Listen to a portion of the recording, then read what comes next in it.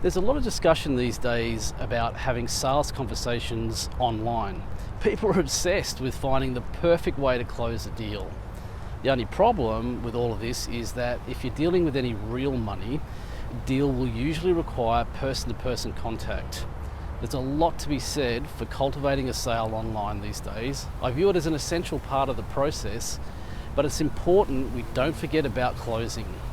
You need to build the groundwork for a sale through sales conversations that can be done online or over the phone. For some of us, it might even require a face-to-face meeting. If you're aiming to eventually close a deal with a one-to-one meeting, regardless of whether that's on platforms like Zoom, Skype, or even face-to-face, it's well worth starting your process on LinkedIn. LinkedIn's the closest to an in-person introduction you can get without actually meeting.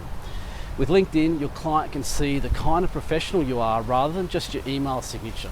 LinkedIn also gives you a great number of valid excuses for starting up a conversation which you don't get elsewhere.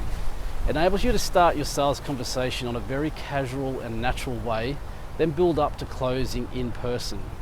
So once you've built up the conversation on LinkedIn, I'd advise you to seriously consider closing in person.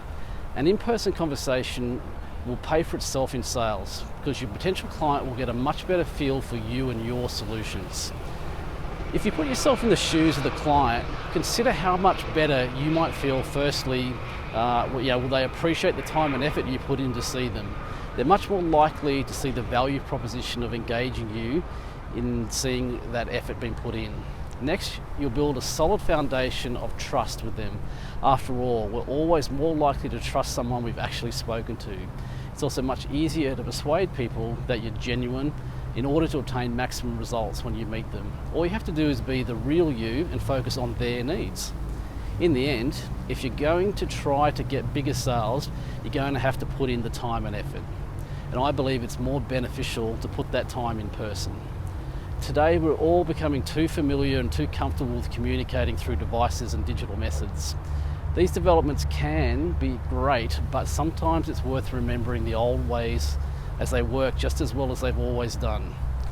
What type of selling do you prefer?